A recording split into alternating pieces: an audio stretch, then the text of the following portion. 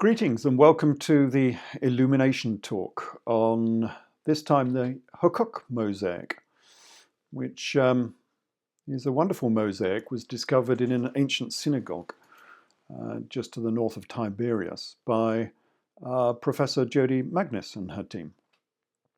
Now the site has many mosaics. It's one of the best sites in Israel for these ancient mosaics. And most of the mosaics are from Old Testament events, events from the Tanakh. Things like the Exodus, the building of the Tower of Babel, and well-known events from the Old Testament. But there was one unique mosaic, which is known as the Elephant Mosaic, which is not obviously biblical. And there's been a lot of discussion in academia and within the media as to what this particular mosaic actually represents, because it's still a mystery. Now, I said that in the introduction to these talks that academia is wrong, and this is a good illustration of how wrong academia can be, because they really do not know what this mosaic actually represents. Now, initially, Professor Jody Magnus, who led the archaeology on this site, said that the royal character, the character on the right there, who's just appeared magically over my shoulder, it was Antiochus IV, who was a Greek king who led an expedition down into Israel and took over most of the Levant. But then then National Geographic wanted an exclusive on this story, and they held the images back because of that. And then when it was announced in National Geographic, suddenly this royal character had become Alexander the Great. But this is completely wrong. Look at this character, this royal character on the right. Let's have a look in close-up. Okay, so he has a beard and a payot, a Jewish side lock of hair. Now, this is absurd because Alexander and Antiochus were always depicted as clean-shaven. So we know that this identification is off to a very bad start. And neither of these Greek and Macedonian kings would have worn a Jewish side lock of hair. It is absolutely absurd to suggest that this was Alexander the Great. In addition, the lower register, it's not visible on this particular image here, but the lower register underneath this shows the army of this king being defeated. And of course, Alexander was never defeated in the Levant, that's for sure. So again, we know that this identification by academia is wrong, almost laughably wrong. So what happened here? Why this absurd identification? Was this because National Geographic wanted a catching headline? Do we have academia now run by the media? So, who was this character? Who was this royal character on the right? Well, I knew who this was as soon as I first saw this particular mosaic, because I'd written about him in my Jesus, King of Edessa book. And bearing in mind, of course, that I wrote this book years before this particular mosaic was discovered. And it actually depicts a famous, well, I thought it was famous anyway, it depicts a famous scene from the Talmud, where a calf was given by Emperor Nero to the high priests of Jerusalem by someone called Bar Kamza. So The quote from the Talmud goes as follows. The Talmud is a bit difficult to follow at times, but anyway, this is roughly self-explanatory. The Talmud says, the destruction of Jerusalem came through a Kamza and a Bar Kamza. Rabbi Yohanan went and said to the emperor, that's Nero, the Jews are rebelling against you. Nero said, how can I tell? Yohanan said, send them an offering and see whether they will offer it on the altar. So Yohanan sent Bar Kamza with a fine calf. You can see the calf there in the mosaic. The rabbis were inclined to offer it in order not to offend the government, the Roman government, of course. But Rabbi Zechariah Abkula said, people will say that blemished animals are offered on the altar. And Rabbi Yohanan thereupon remarked, through the scrupulousness of Rabbi Zechariah, our house has been destroyed, our temple burnt, and we ourselves exiled from our land. Because that was the result of the Jewish Revolt, of course. This resulted in the destruction of Jerusalem, the destruction of the temple, and the exile of all of the Jews from Israel. So, why did academia not know about this quote from the Talmud, which I thought was fairly famous? I mean, this archaeological team not only had archaeologists there, they had a team of translators, they had theologians, Judaic theologians, to interpret the scenes, of course, as they were discovered in the ground. So why did nobody know what this mosaic represented? Why do you need to come to myself, a non-academic in this field, to find the truth?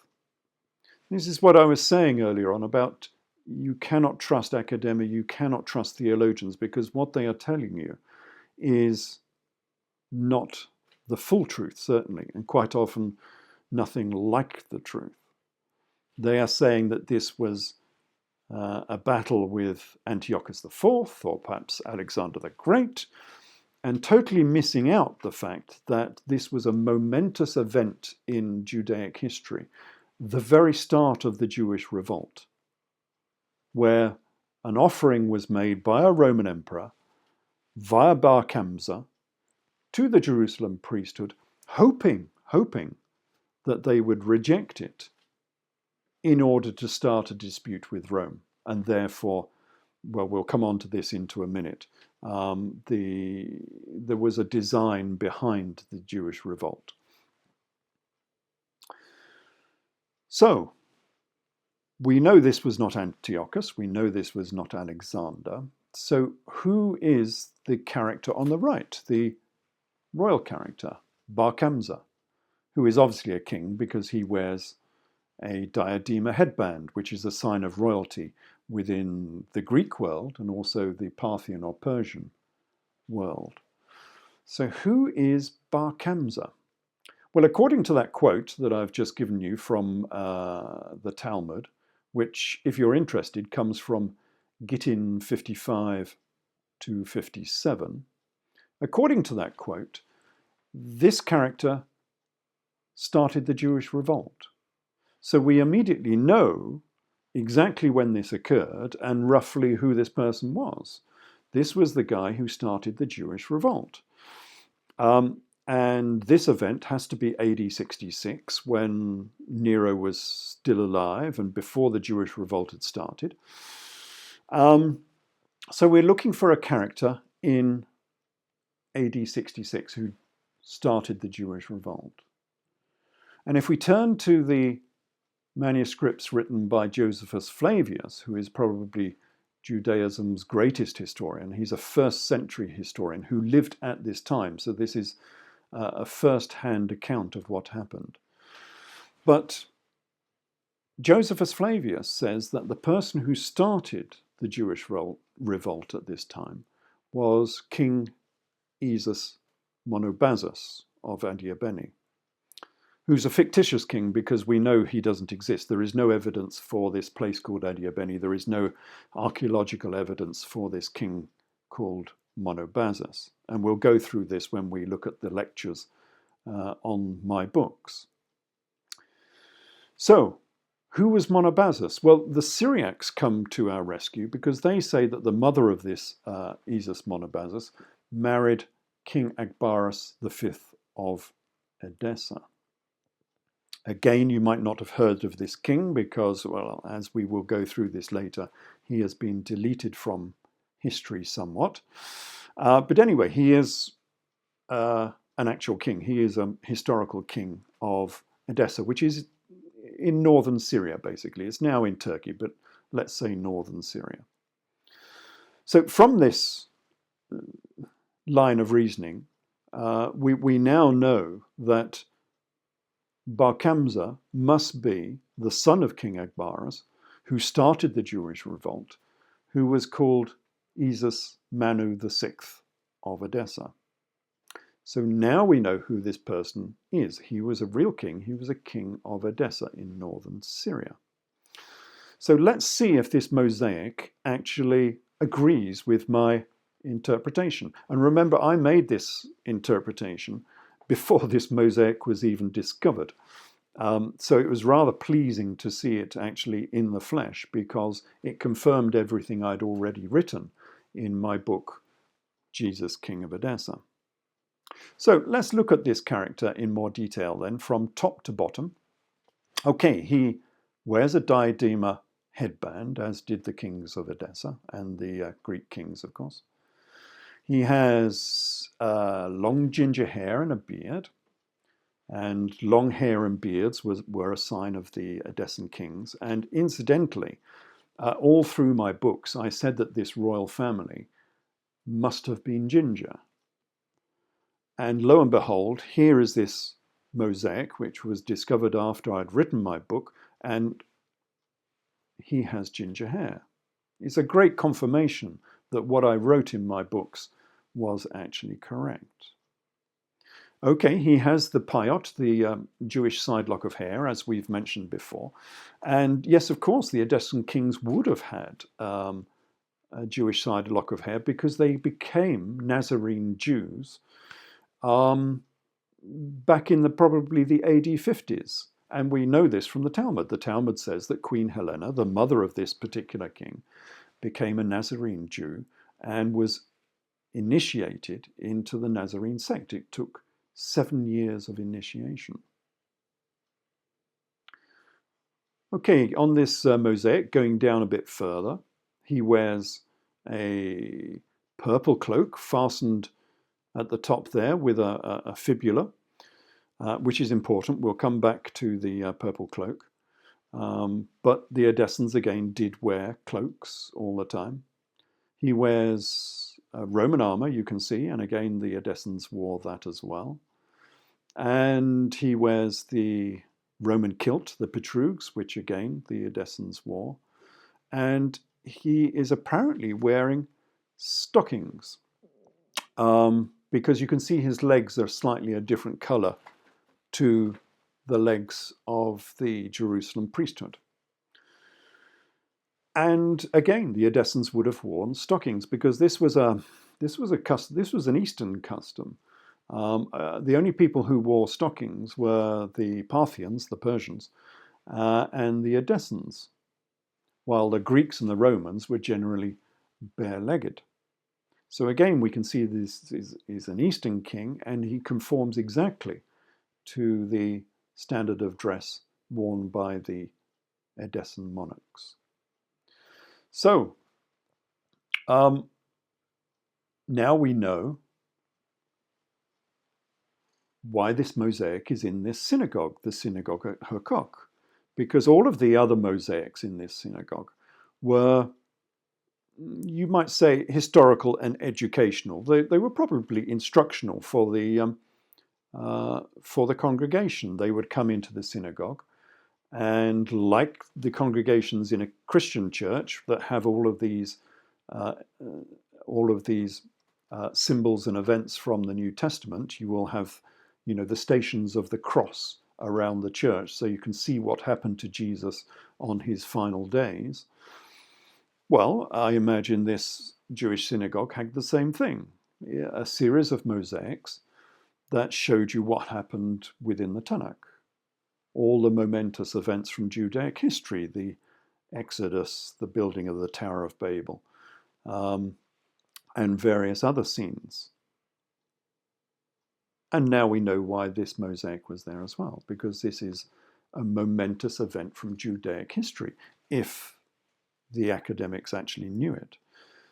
This is one of the greatest events ever in Judaic history. This was the start of the Jewish Revolt.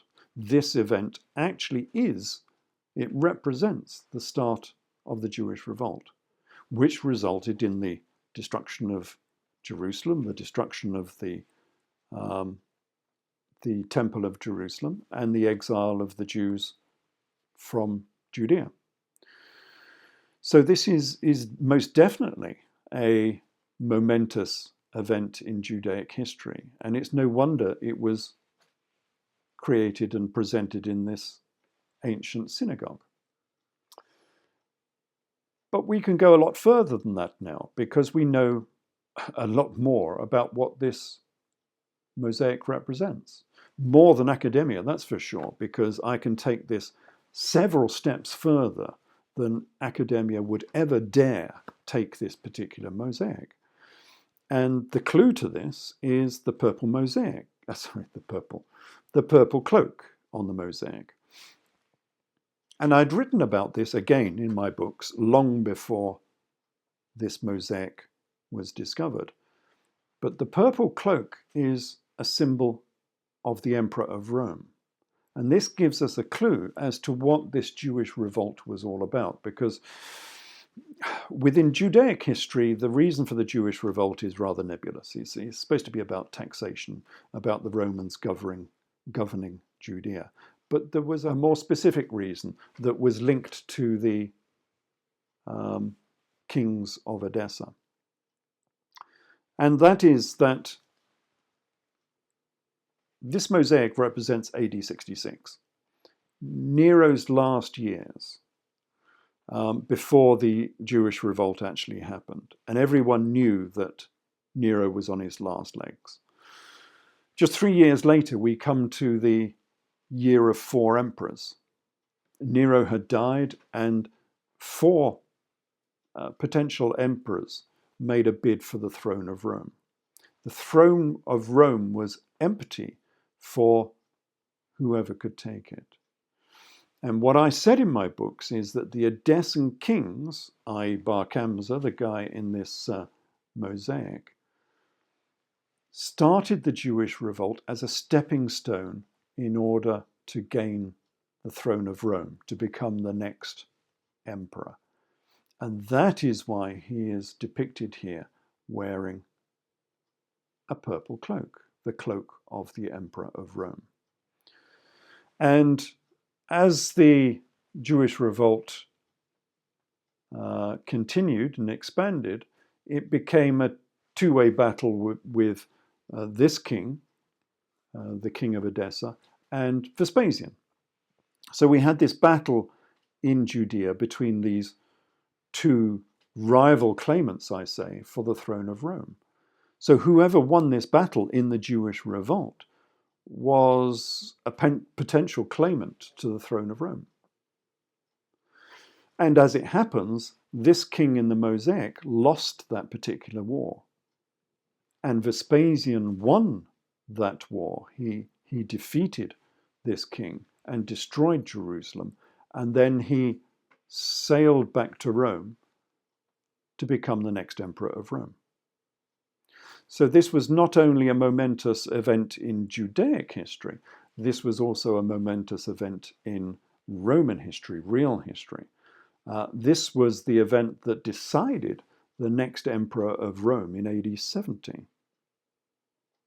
As it happens, that emperor ended up as being Vespasian. But if this king had won, Bar Kamza, then the next king of Rome, the next emperor of Rome, would have been a Jewish emperor, a Nazarene Jewish emperor. And the entire history of the Roman Empire might have been very different. So this was a pivotal moment, not only in Judaic history, but also in Roman history, and therefore modern European history. How is this linked to biblical events? This is obviously a part of my King Jesus Trilogy, which is now a trilogy in 4 parts, which is all about reinterpreting the biblical story, the New Testament story. So how is this particular scene linked to biblical history? Well, it's all about the Jewish Revolt. And if you look at my lectures on my the 12 books that I've written, you will begin to see that the gospel events are inextricably linked to the Jewish Revolt. It was actually a story about the Jewish Revolt, which has been displaced really from its original roots, and we'll go through the reasons as to why that happened. So this particular scene is linked to biblical events because it represents the start of the Jewish Revolt. It's therefore central to the gospel story.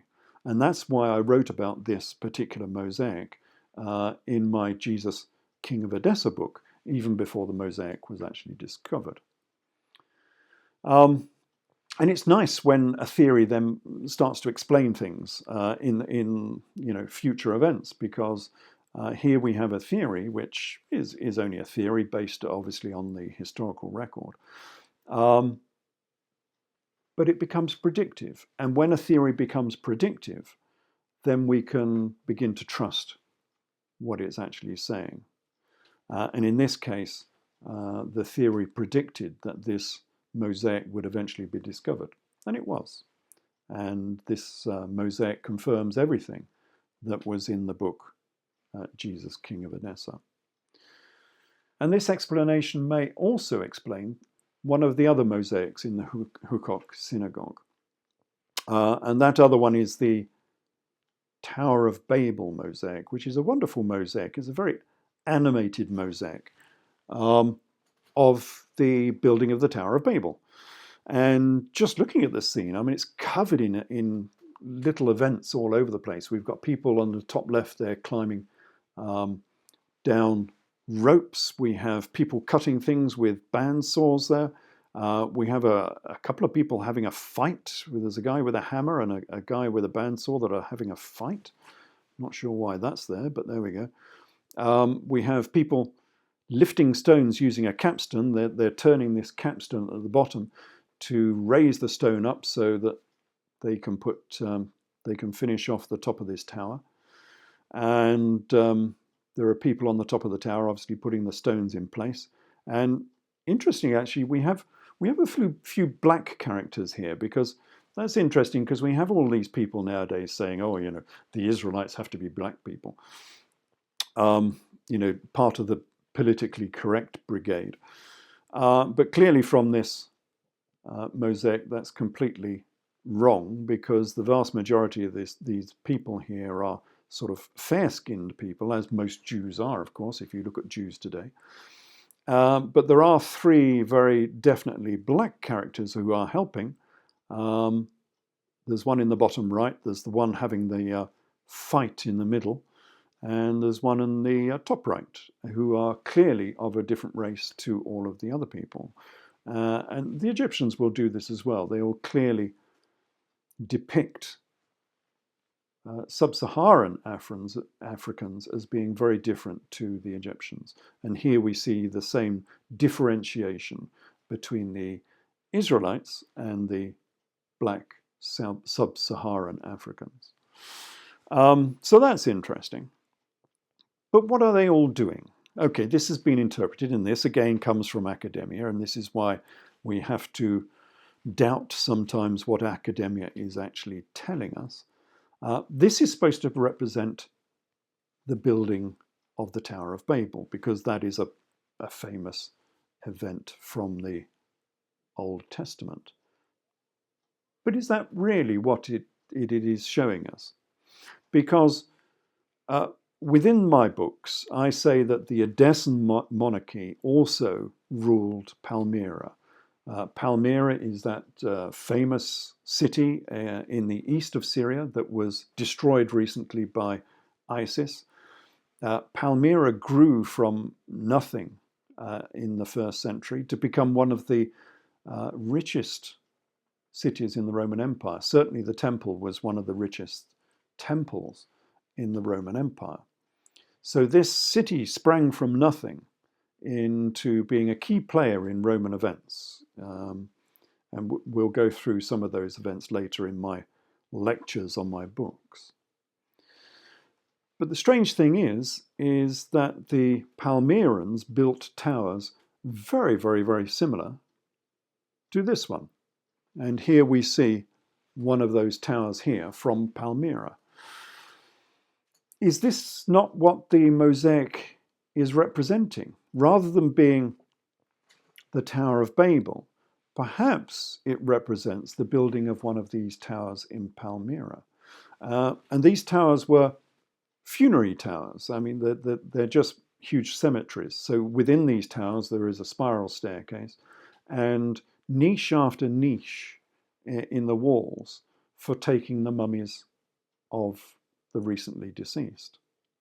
And that's interesting as well, because that goes against standard Judaic burial practice. The Jews will normally lay out a body so that it can rot, and then after a year or two they collect up all the bones and put them in a small box, an ossuary, and then you inter the box in a tomb somewhere.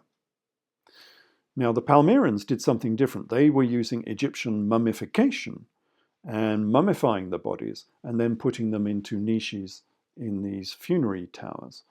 And these towers were huge. I mean, the largest one there, I think I counted 240 niches for the mummies of the dead. So going back to the mosaic, is this not what we see here? Is this not another event from Edessan history, not necessarily from Tanakh history, Old Testament history? Is this not an event in the life of the Edessan monarchy? Because the Edessan monarchy ruled over Palmyra as well as all of Syria. And the Edessan monarchy also ruled over Judea at one point as well. We'll go through that later as well. Even if this does represent the building of the Tower of Babel, quite clear you can see that they based their ideas of what the Tower of Babel looked like upon the Tower of Palmyra. So that is the talk on the Huqoq mosaics, and we can see from this that the standard explanations given to us by academia can be very wrong indeed.